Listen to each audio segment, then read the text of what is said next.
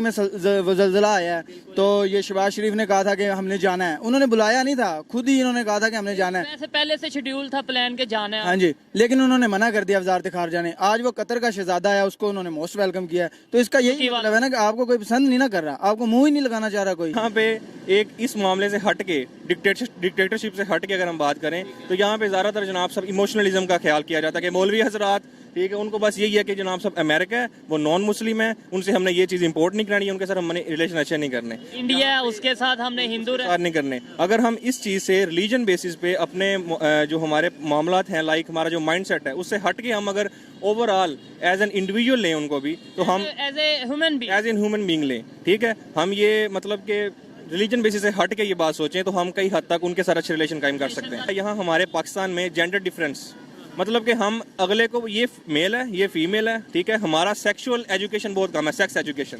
सबसे पहले तो ये होना चाहिए। जेंडर डिस्क्रिमिनेशन हो रही है। या ये जो यूथ है ना खासकर, ये आगे क्यों नहीं निकल रही? ये लकीर के फकीर बने हुए हैं, मौलवी उसने डरा दिया ये करना है, 5 दिन नमाजें पढ़ी, फिर अपने वही रूटीन पे आ गए। अगर हम इस चीज से बाहर निकलेंगे, यहाँ पे सेक्सुअल हरासमेंट क्यों ज्यादा है? बाहर इस्लामिक कंट्री है, हमें तो इस्लाम आई थिंक सो कि बाहर वाले मुल्कों में उनका जो मतलब कि पीनेस है वो वजाइना में है, ठीक है, और यहाँ पे जनाब साहब जो पीनेस है वो हमारे काम में है कि वो ईमानदार लोग हैं, ठीक है, वो ईमानदार लोग हैं। सारी बात है वहाँ पे जो है वो इस तरह के लोग नहीं है जो जिस सोसाइटी में हम रह रहे हैं। ईमानदार तो हमें कहा जाता है, मतलब हम ईमानदार शायद, सॉरी टू से सर, आप भी ईमानदार नहीं है, मैं भी ईमानदार शायद नहीं हूँ। वो गाड़ियां बना के टाटा बिरला किधर का किधर पहुंच गया है, हम अभी किधर हैं? हम बाहर से इलेक्ट्रिक कार पे आ गए हैं, हम अभी पेट्रोल गंदुम इंपोर्ट ये करने के चक्रों में लगे हुए हैं। ज़राई मुल्क में भी यार आटे का। हाय दोस्तों, आपका स्वागत है आपके अपने YouTube चैनल अभी रिएक्शन 3524 में। आज के वीडियो में हम पाकिस्तान की आवाम से चर्चा करने वाले हैं कि हिंदुस्तान के आदरणीय प्रधानमंत्री नरेंद्र मोदी जी ने हिंदुस्तान में एयर इंडिया शो 2023 का आयोजन किया है, जिसमें दुनिया के सबसे बेहतरीन लड़ाकू विमान हिस्सा लेने वाले हैं और अपना हुनर और अपने फाइटर प्लेन की ताकत दिखाने वाले हैं। इसमें 80 से ज़्यादा मुल्क हिस्सा लेने वाले हैं और 800 से ज़्यादा नेशनल और इंटरनेशनल कंपनी इसमें हिस्सा लेने के लिए हिंदुस्तान आई है। मोदी जी का जो आत्मनिर्भर भारत का विजन है उसे भी बहुत बढ़ावा मिलेगा। हिंदुस्तान ने जो स्वदेशी हथियार बनाए हैं उसका भी प्रदर्शन करेगा और हिंदुस्तान अपनी ताकत पूरे विश्व में दिखाएगा। एक और पाकिस्तान ने भी हिंदुस्तान की नकल करके एयर शो का आयोजन किया है, जिसने 100 से ज़्यादा मुल्कों को न्योता दिया था, उसमें सिर्फ 6 मुल्कों ने हिस्सा लिया है। तो चलिए देखते हैं पाकिस्तान की आम आवाम इस पर अपनी क्या राय रखती है। चैनल को लाइक और सब्सक्राइब करना मत भूलिए और अपनी राय कमेंट बॉक्स में जरूर दीजिए। आपका नाम? राव नमान। क्या करते हैं? जॉब करते हैं पैकेज में। जॉब करते हैं, आप भी जॉब करते हैं? जी ठीक है। टॉपिक जिस पे वीडियो रिकॉर्ड कर रहा हूँ कि पाकिस्तान के रिलेशन अगर इंटरनेशनल लेवल पे बात करें दूसरे कंट्रीज के साथ, और साथ ही इंडिया के रिलेशंस की बात करें दूसरे कंट्रीज के साथ, तो अभी यहाँ पर पाकिस्तान में अमन एक्सरसाइज नेवी करवा रही है, जिसमें इनवाइट किया गया था 108 कंट्रीज को इनवाइट किया गया था। टोटल 8-10 आए हैं, जबकि इंडिया में एरो इंडिया के नाम से एक प्रोग्राम हो रहा है, जिसमें तकरीबन 80 to 90 कंट्री ने पार्टिसिपेट किया है। क्या समझते हैं, क्या कहना चाहेंगे इसके ऊपर? एक तो भाई हमारा जो रिलेशनशिप है ना, इमेज है जो हमारा दूसरे मुल्कों के साथ, वो ठीक नहीं है, क्योंकि हमारी लीडरशिप है ना वो करप्ट है तकरीबन सारी की सारी। इमरान खान ने कोशिश की थी तो इस्लामी मुल्कों का एक इजलास बुलाया था इस्लामाबाद में, 52 ममालिक से आए, तो ये इन्होंने रिजीम चेंज ऑपरेशन हुआ है, ये सारा हटा के उसको साइड पे लगा दिया। कई उसने प्रोजेक्ट शुरू किए थे, बेचारे को साइड पे लगा दिया।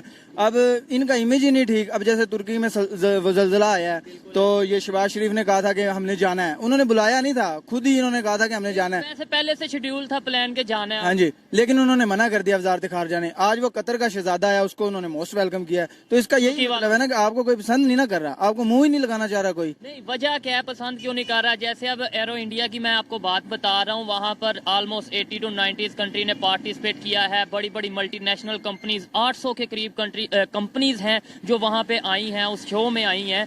क्या कहेंगे कि इतनी बड़े लेवल पर उन्होंने वो प्रोग्राम लॉन्च किया है, और इसके अलावा वहाँ पे उनको फायदा कितना होगा? उनकी जो टेक्निकल चीजें हैं वो सामने वो शो ऑफ करेंगे, ये क्या कहना चाहेंगे?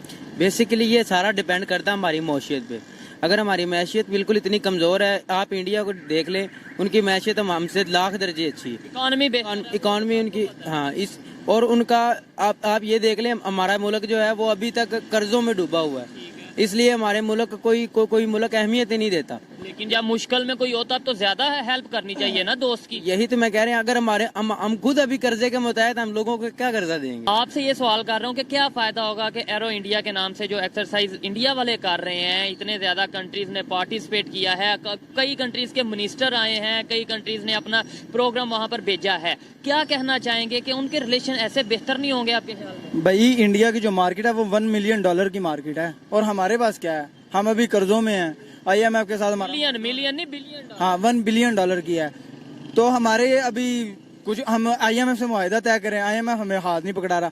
ऐसे ही तकरीबन 1998 में इंडिया ने IMF से जान छुड़वा ली थी। उसकी वजह क्या, IMF पॉलिसी बताता है, वो अप्लाई करें तो हम भी तरक्की कर सकते हैं। लेकिन हम क्या करते हैं उनसे, अभी वो कह रहे हैं $1.7 बिलियन ले लो हमसे, $1 अरब ले लो, करेंगे क्या?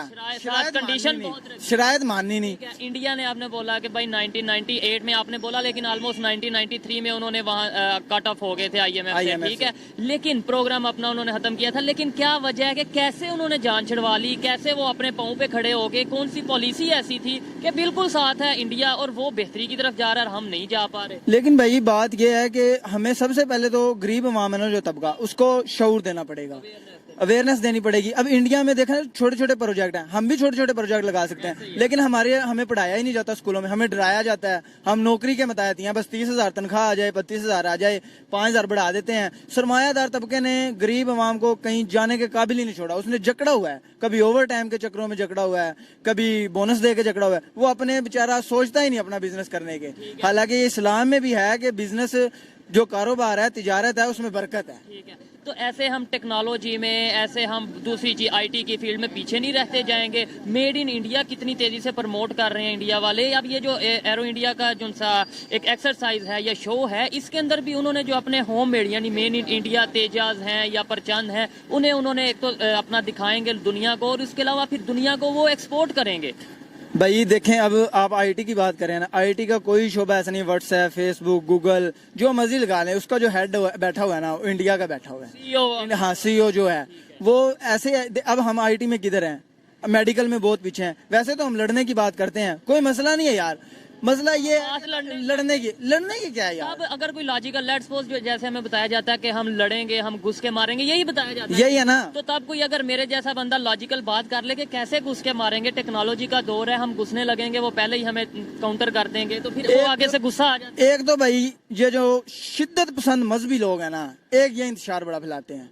हालांकि 27-28 करोड़ उधर भी पाकिस्तानी, हमारी टोटल आबादी इतनी है, उनके इतने मुसलमान है, तो मारेंगे तो मुसलमानों को भी मारेंगे ना यार साथ। तो यार क्यों ना हम उनके साथ अच्छे ताल्लुकात करके अपनी माइशियत, उनके साथ एक्सपोर्ट बढ़ा के हम अपना कोई अच्छी माइशियत कर सकें, ताकि जॉब्स इधर भी मिल सकें, उधर भी जो लोग हैं उनको भी मिल सके, वो भी हमारे मुल्क आए, हम भी जा सकें। मैं इस चीज से 100% एग्री करता हूँ कि भाई नफरतों को खत्म करें, आप रिलेशन बेहतर करें। कोई भी कंट्री है, ये नहीं कि कोई इंडिया हो या कोई भी कंट्री हो, कोई भी है। अब जैसे है कि क्या कहा जाता है कि इमरान खान एंटी अमेरिका है, लेकिन वो एंटी अमेरिका नहीं है। उसने बार कहा है, हजारों बार कहा होगा कि मैं अमेरिका से बराबरी के ताल्लुकात चाहता हूँ, हम किसी के गुलाम नहीं है। तो भाई हम मुसलमान हैं, हम क्यों गुलामी करें किसी की। इमरान खान साहब ने इंडिया के साथ ट्रेड भी इमरान खान साहब ने बंद की ना भाई। अब कुछ पॉलिसियां उसने भी गलत की हैं। अब प्रेशर होता है ना एस्टेब्लिशमेंट का, आपको भी पता है प्रेशर होता है। अब वो बेचारा उधर रूस गया सस्ती गंदम खरीदने, सस्ता तेल खरीदने, तो उसको हटा के साइड पे लगा दिया।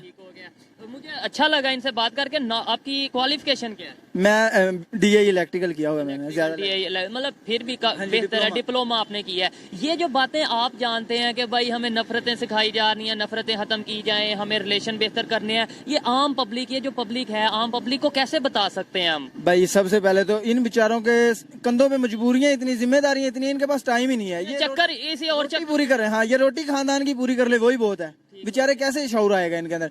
ये तो सिर्फ भाई सस्ती दाल रोटी चाहते हैं।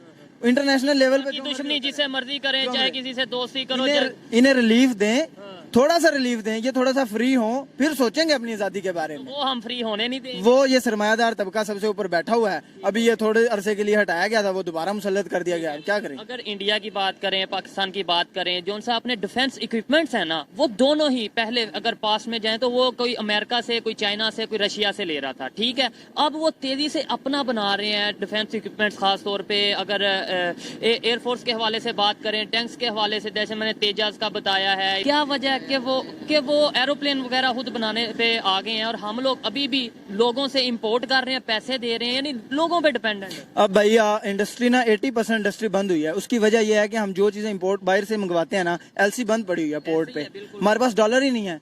उधर प्याज गल गया है, टमाटर गल गया, यार हम एक ज़राई मुल्क है, हमारे पास गंदुम ही पूरी नहीं हो रही। 5500 रुपए मन तो गंदुम हुई पड़ी है। बात करो ना, लॉजिकल बात जब करते हैं गुस्सा आता है कईयों को, देखने वालों को, कि भाई देखें, एक तरफ हम जंग की बात करते हैं कि घुस के मारेंगे, दूसरी तरफ लेट्स सपोज जो हमारी कंडीशन है, अल्लाह ना करे जंग के तो मैं हामी नहीं, लेकिन जैसे जो लोग जंग की बात करते हैं उनके लिए कि अगर जंग शुरू हो जाती है, पीछे से एलसीज बंद हो, हमारे पास तो इक्विपमेंट्स ही नहीं आएंगे, हमारे पास तो खुराक नहीं पूरी होगी, हम लड़ेंगे कैसे? टेक्निकल बात है कि नहीं? ऐसे ही है ना, अब यही है ना कि वो मैं फिर सीधी बात है कि रोटी पूरी नहीं हो रही, आप दूसरे के गिरेबान पे हाथ डाल रहे हो। यार पहले अपने आप को इतना स्ट्रांग तो करो कि आप किसी की आंखों में आंखें डाल के लड़ना जाओ।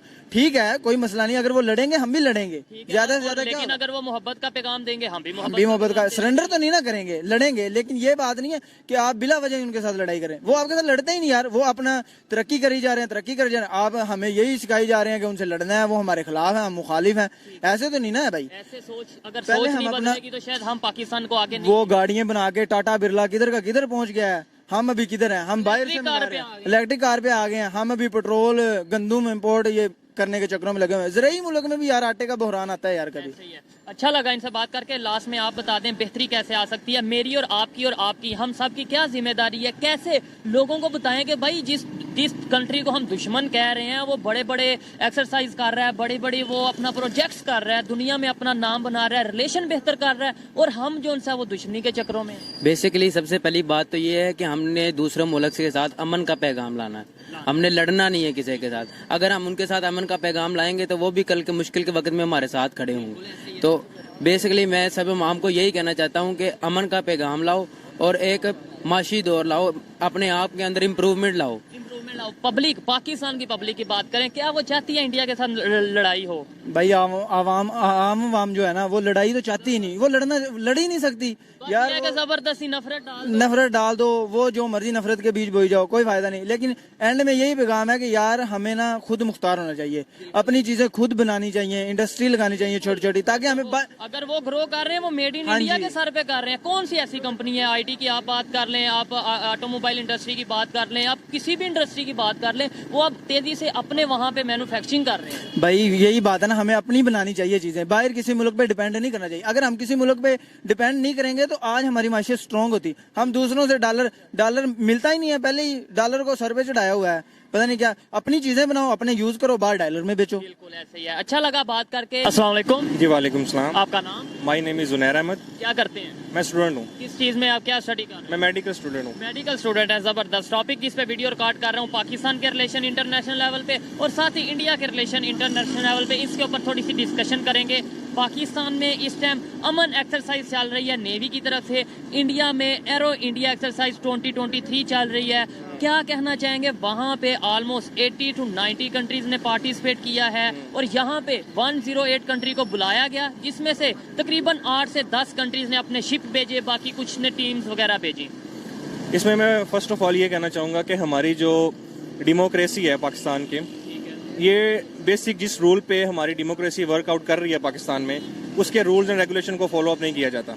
ठीक है। सेकंड वन ये कि यहाँ पे मिलिट्री जो प्रोपागेंडा है वो बाकी कंट्रीज की निस्बत यहाँ पे ज्यादा है, क्योंकि हर मामले में, हर प्रोग्राम में, हर फैकल्टी में पाकिस्तान की, वहाँ पे मिलिट्री अपना रोल एक अलग तरीके से अदा कर रही है। वो कहते हैं दिफा भी तो वही करते हैं, दिफा करते हैं, लेकिन अब देखें ना आप, हमारी जो टोटल ओवरऑल जो उसको कहते हैं इनकम लगा लें, मंथली या yearly income, budget, total budget Pakistan का, वो मिलिट्री के पास कितना है और ये ओवरऑल जो हमारे पास पाकिस्तान में अवाम पे कितना भी लगाया जाता है। अच्छा, मेड इन पाकिस्तान की अगर बात करें, पाकिस्तान में अगर चीजें बनेंगी, खास तौर पे डिफेंस इक्विपमेंट्स की बात करें जो कि हम कोई चाइना से लेते हैं, कोई यूएस से, तो कितना फायदा होगा? जैसे अभी इंडिया की बात करें, उन्होंने अपने तेजाज और इसके अलावा दूसरे प्रचंड के नाम से ऐसे हेलीकॉप्टर्स वगैरह हैं या इस तरह की चीजें हैं जो खुद वो बना रहे हैं, ना सिर्फ अपने लिए बल्कि एक्सपोर्ट कर रहे हैं। अभी जो उनका एरो इंडिया शो है, इसमें भी जो कंपनीज आई हैं वो इसमें एक्सपोर्ट इंपोर्ट के हवाले से बात करें। I think so first of all यहाँ पे एक तो हमारी जो एक्सपोर्ट है बाकी ममालिक की निस्बत अगर हम उसको कंपेयर करें वो कम है, ना होने के बराबर है। हम इसको राउंड अबाउट 10 to 15% कह सकते हैं आउट ऑफ 100।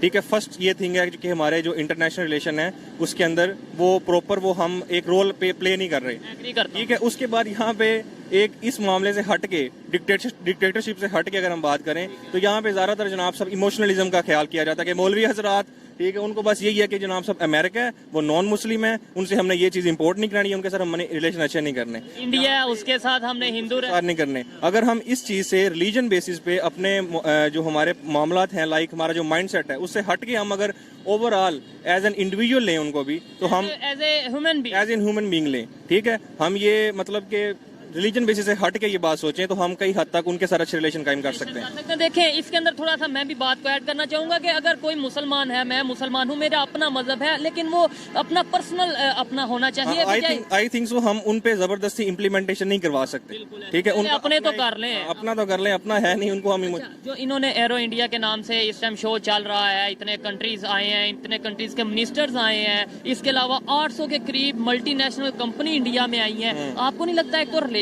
भी उनके बेहतर हो जाएंगे? डबल फायदा ले रहे हैं। और दूसरा वो अपना ये जो उनसे तेजाज कह लें या फिर दूसरा जो भी प्रचंड के नाम से ये चीजें हैं, एरोप्लेन है, हेलीकॉप्टर हैं, इनको भी वो एक्सपोर्ट करेंगे, जाहिर बात है डील्स होंगी, डबल फायदा ले रहे हैं। और यहाँ पे उनके अगर कंपेयर किया पाकिस्तान को, वो एट द एंड क्या कहते हैं उसको, वो सर पकड़ के बैठ जाने वाली बात है। सर पकड़ के बैठ जाने, बेहतरी कैसे आ सकती है? कैसे हम, अभी तो हमारे पे मुश्किल वक्त है, तो कोई कंट्री, क्या वजह है कि हम कैसे बेहतर कर सकते हैं अपने रिलेशन इंटरनेशनल लेवल पे? आई थिंक सो मैंने आपको ऑलरेडी ये बात बताई है कि पहले फर्स्ट ऑफ ऑल हमें अपने रिलीजन जो बेसिस है उससे हमें अपना माइंडसेट आउट करना होगा। ठीक है, वो कैसे बदलेगा? वो ये लोगों की सोच कैसे बदलेगी? जो आपकी सोच है ये इस पब्लिक तक कैसे आएगी? मैं ये कहना चाहता हूँ कि एक इंडिविजुअल, ठीक है, वो किसी और के नुक्ता नजर पे जबरदस्ती हम उसको नहीं चला सकते, पहली बात। ठीक है, हम जो गैर मुस्लिम ममालिक है, हम उनको अपने नुक्ता नजर पे जबरदस्त नहीं कर सकते कि भाई ये काम इस तरह है, हमारा दीन इस्लाम ये कहता है, लेकिन उसके हट के हम पहला काम ये कर सकते हैं, अपना माइंडसेट ठीक करें। ठीक है, हम अच्छा एक और बात, हम डायरेक्टली जो हमारी डेमोक्रेसी है, लाइक हमारे पास मिनिस्टर्स, उनको जो हमारे मतलब कि हमें रूल कर रहे हैं पाकिस्तान में, हम डायरेक्टली उनको नहीं हम ब्लेम कर सकते, हम ब्लेम गेम नहीं खेल सकते। सबसे पहले हमें अपना माइंडसेट चेंज करना होगा। ये चीज 100% एग्री करता हूँ। ठीक है, हम अपना माइंड चेंज करेंगे, उसके बाद ही आगे बेहतरी की तरफ जाएंगे। नेबर्स के साथ खासतौर पे, अभी तो इंटरनेशनल लेवल की बात की है, इंडिया जितनी तेजी से ग्रो कर रहा है, इतने कंट्रीज उसके साथ अपने रिलेशन बेहतर कर रहे हैं, हमें भी बेहतर कर लेना चाहिए, या अभी भी अपनी ईगो या जो भी आप कह लें उसके? आई थिंक सो ये ईगो नहीं है, ये हमारी टर्म्स एंड कंडीशन कुछ इस तरह की हो गई है कि हमें एक लाइक वो गुलामाना सोच में हम अपनी हो गए हुए हैं। हमें गुलामाना सोच, ज्यादातर हमारे अपने कायदीन जो इस्लामी कायदीन है वो हमें फेयर करते हैं, वो इतना खौफ पैदा करते हैं जन्नत और जहन्नुम का कौन, लाइक ये समथिंग हमें इस चीज से बाहर निकलना होगा। हमें एज एन इंडिविजुअल अपने मोरल्स, अपने जो वो कंसिस्टेंसी है, उस पे हमें आगे निकल सकते हैं हम उस बेस पे। कितना टाइम लगेगा? 5 साल, 10 साल? आने वाले 10 साल में पाकिस्तान का फ्यूचर क्या देख रहे हैं? ये सोच बदलेगी पब्लिक की? देखें, दुनिया, मैं हर प्रोग्राम में ऑलमोस्ट ये कहता हूँ कि दुनिया टेक्नोलॉजी में जा रही है आगे, दुनिया आईटी की फील्ड में आगे जा रही है, दुनिया नई नई इजादात कर रही है, मेडिकल, हेल्थ, एजुकेशन में बहुत बेहतरी कर रही है। हम आज भी इमोशनल ब्लैकमेल होते हैं और इमोशनल ब्लैकमेल करते हैं। It depends on each individual in the Pakistan कि वो क्या कितना कंसिस्टेंट है। ठीक है, विजन क्या है, उसका विजन क्या है, उसके गोल्स क्या है, उसके मोरल्स क्या हैं, दैट्स इट। अच्छा, बड़ा इंटरेस्टिंग सा क्वेश्चन है कि हमारी सोच में और इंडिया वालों की सोच में, पब्लिक की बात कर लें चाहे गवर्नमेंट की बात कर लें, दोनों साइडों की सोच में फर्क क्या है? आई थिंक सो हमारी सोच और उनकी सोच में जमीन आसमान का फर्क है, वी कैन से। ठीक है, कैसे, थोड़ा सा बताएं। First of all I want to say that कि हमारे यहाँ पे एजुकेशन हर हवाले से चल रही है। ठीक है, उसमें स्टूडेंट्स की फीसिस, ठीक है, उसमें कितने मतलब के एक्स्ट्रा फंड्स हैं जो हम एक इदारे को, लाइक एनी इदारा जो पाकिस्तान में है, लेकिन क्वालिटी नहीं है एजुकेशन की। सुन ले मेरी बात, वहाँ पे हम उनको फीसिस पे कर रहे हैं ईच एंड, ठीक है। ईच एंड एवरीथिंग हम उनको पे कर रहे हैं, लेकिन वहाँ पे सिर्फ ये है कि हम लकीर के फकीर हैं, we can say in simple words. पहली बात ये है कि हम फीसिस पे कर रहे हैं, सब कुछ कर रहे हैं, लेकिन हमारा प्रैक्टिकल काम बिल्कुल मतलब कि बिल्कुल ही नहीं है। हमें सिर्फ एक थ्योरी बेसिस पढ़ाया जाता है, ठीक है। अच्छा, हम थ्योरी बेसिस, ये तो एक फॉल्ट हो गया ना पहला कि हमें प्रैक्टिकल नहीं बनाया जा रहा, प्रैक्टिकल्स नहीं करवा रहे। अब देखिए ना, आपने बात की रिसेंटली कि वो आगे क्यों निकल रहे हैं हमसे, आगे वो इसी वजह से निकल रहे हैं, वहाँ पे उनका एक एक इदारा उनको प्रैक्टिकली लेके आता है, ना कि वो रट्टा सिस्टम, वी कॉल से रट्टा सिस्टम, ठीक है, वो नहीं है वहाँ पे। उनको हर एक थ्योरी पढ़ाई है, उस पर उसे प्रैक्टिकल वर्क करवाया गया है, उनके माइंड्स और एक्स्ट्रा ऑर्डिनरी हो गए हैं, उनके अंदर एक क्यूरियोसिटी पैदा हुई है। सवाल पैदा ये होता है कैसे चेंज हुआ, मेरा सवाल आप समझे नहीं है। मैं ये कहना चाह रहा हूँ कि देखें 1947 में एक साथ थे हम, एक साथ थे। 70 साल में कौन सी ऐसी एक साथ चीज नहीं थे। हाँ, मैं समझता हूँ 1940 में हम एक साथ नहीं थे, हम गुलाम थे। तो वो तो अगर हम गुलाम थे, वो भी गुलाम नहीं थे। नहीं, उन्होंने रूल किया है, उन्होंने स्ट्रगल किया है, उन्होंने अपना माइंडसेट चेंज किया है, वो आगे आए हैं। अगर उन्होंने रूल किया है, हम भी तो कर सकते थे रूल, हमने क्यों नहीं किया 1940 के बाद? ये भी एक सोचने वाली बात है। हम भी तो कर सकते थे। उन्होंने रूल किया, उन्होंने अपनी जनाब साहब वो काफी उन्होंने अपने आप को आगे लेके गए, एक अपने मतलब कि कंट्री वाइज हर हवाले से उन्होंने अपने आप को अब रूल कर रहे हैं एट द स्पॉट। अब पूरी दुनिया में रूल कर रहे हैं, 5वीं बड़ी इकॉनमी बन गए हैं। कोई अमेरिका हो या चाइना हो, हर बंदा, हर कंट्री बात करने से पहले सोचता है कि हमने स्टेटमेंट क्या देनी है। एक चीज यहाँ पे हो रहा है, यहाँ हमारे पाकिस्तान में जेंडर डिफरेंस, मतलब कि हम अगले को, ये मेल है, ये फीमेल है, ठीक है, हमारा सेक्सुअल एजुकेशन बहुत कम है, सेक्स एजुकेशन सबसे पहले तो ये होना चाहिए। जेंडर डिस्क्रिमिनेशन हो रही है। या ये जो यूथ है ना, खासकर ये आगे क्यों नहीं निकल रही? ये लकीर के फकीर बने हुए हैं, मौलवी उसने डरा दिया, ये करना है, 5 दिन नमाजें पढ़ी, फिर अपने वही रूटीन पे आ गए। अगर हम इस चीज से बाहर निकलेंगे, यहाँ पे सेक्सुअल हरासमेंट क्यों ज्यादा है? बाहर इस्लामिक कंट्री है, हमें तो इस्लाम आई थिंक सो कि बाहर वाले मुल्कों में उनका जो मतलब कि पीनेस है वो वजाइना में है, ठीक है, और यहाँ पे जनाब साहब जो पीनेस है वो हमारे काम में है। उन्होंने काम अपनी वो उनकी नीड है, ठीक है, उनका एक नेचुरल नीड है। यहाँ पे क्या है, यहाँ पे हमारा सेक्सुअल डिफरेंस बहुत ज्यादा है। आई थिंक सो यूथ को सबसे ज्यादा खराब करने वाली चीज ये है कि हम एक इंसान को फीमेल है, यार ये फीमेल है, इसके साथ इसके पास कोई एक्स्ट्रा ऑर्डिनरी पार्ट्स हैं बॉडी में। हमारे ऑलरेडी मतलब एक इदारे में जाते हैं हायर एजुकेशन के लिए, वहाँ पे भी हमारी यही होती है कि यार एक गर्लफ्रेंड, एक बॉयफ्रेंड, डेट सीट, यहाँ पे 4 साल फलानी लड़की नहीं सेट करनी है, वो नहीं हुई तो फलानी की भी। हम कोई प्रैक्टिकल वर्क नहीं कर रहे, कोई विजन नहीं दिया जा रहा हमें। बात यही है, जो चाहे वो आप पूरा उसे लंबा लेंथी करके कर लें या फिर 1 मिनट में आप उसे शॉर्ट कर लें, कि भाई पाकिस्तान की जो यूथ है उसमें विजन नहीं है, ठीक है। बांग्लादेश की बात करें, इंडिया की तो अब हमने जो सारी डिस्कशन की, बांग्लादेश भी हमारे से बाद में बना, वो हमारे से आगे निकल गया। It's all about vision. उसके अंदर ये है, इंडिया के साथ तो काफी डिफरेंस आ जाता है जी। उनका कल्चर कहते हैं डिफरेंस, उसके अलावा मजहब भी हम कहते हैं कि डिफरेंस है, ठीक है, सारा कुछ। लेकिन बांग्लादेश इस्लामिक कंट्री भी है, हमारे से बाद भी बना और गरीब भी था। मतलब एक तो ये है ना कि हम ये कह देते हैं कि उनके पास आबादी बहुत ज्यादा है इंडिया वालों के साथ, इसलिए कंपैरिजन ना करो। बांग्लादेश की क्या रीजन है? Bangladesh, I am unaware totally about Bangladesh, मैंने उसकी हिस्ट्री नहीं पढ़ी, लेकिन अगर इन रिगार्ड्स के ब्रिटिश और फ्रांस, उनके हवाले से देखा जाए तो उनकी ये रीज़न यही है जो मैंने ऑलरेडी आपको बता दिया है। अगर इसको समराइज किया जाए तो हमारे पास बहुत ज़्यादा इस तरह की चीज़ें हैं। अगर हम सिंपल एग्जांपल लें, हमारे पास ये मोबाइल फ़ोन है, ठीक है, हम मोबाइल फ़ोन का हमारे इसमें हम वो काम कर रहे हैं जो कि हमें उसकी नीड नहीं है, हम अपना टाइम वेस्ट कर रहे हैं, ठीक है, पता नहीं क्या क्या सर्च कर। अब देखिए, उन्होंने उसको बनाया ब्रिटिश, ठीक है, गोरे जिसे कहते हैं, उन्होंने उसको बनाया, लेकिन उन्होंने उसको अपनी ज़रूरत तक रखा हुआ है, ठीक है। यहाँ पे हमारी यूथ ज़्यादातर मोबाइल पे इतना एक्स्ट्राऑर्डिनरी टाइम दे रही है, इतना एक्स्ट्रा, लेकिन वो अपने विजन से हट रहे हैं इस वजह से। अब माइंडसेट इसके पीछे क्या है? माइंडसेट मोबाइल बनाने वाले गोरे का है। वो क्या कहता है, उसने हमें इस काम में फंसा दिया, ठीक है। पाकिस्तान के जनाब साहब वो यूथ जो है वो इस काम में लगी हुई है। तो क्या वो उन्होंने जो मोबाइल बनाया सिर्फ पाकिस्तान की यूथ के लिए बनाया गया? पाकिस्तान की यूथ बिजी रहे और हम आगे निकल। आई थिंक सो कि हमें इसका गलत इस्तेमाल हम खुद कर रहे हैं। मैंने आपको बताया ना कि हम पहले अपने माइंड से इसको चेंज करेंगे। वो उनका काम क्या है, वो इसको सिर्फ एज एन इंस्ट्रूमेंट यूज करते हैं। ये बड़ा कंसेप्ट रहा है और अभी भी शायद बहुत से लोगों का कि शायद जितनी भी इजाद दुनिया में होती है, मोबाइल हो, लैपटॉप हो या कोई भी आईटी के हवाले, वो इस्लाम के अगेंस्ट होती है, वो मुसलमानों को वर्गलाने के लिए होती है। फोन वीडियोस अगर बनती है वो भी मुसलमानों के अगेंस्ट है कि भाई मुसलमान क्यों देखते हैं? मुसलमान क्यों देखते हैं? क्वेश्चन इज ये मैं भी आपसे पाकिस्तान में सर्च किए जाने वाली, मैं आपको बताऊं तो मतलब डाटे के मुताबिक अगर बताऊं तो टॉप सर्च जोन से हैं उसके अंदर इस तरह की चीजें आती हैं पाकिस्तान में। ऐसा ही है, बिल्कुल। मैंने आपको ऑलरेडी बता दिया कि हमारी vision, it's all about vision, goals and consistency. हमें चीजें सीखनी चाहिए नेबर कंट्री से। इंडिया की बात कर ले, जैसे वो चाहिए, आई थिंक सो प्रैक्टिकल होना पड़ेगा हमें।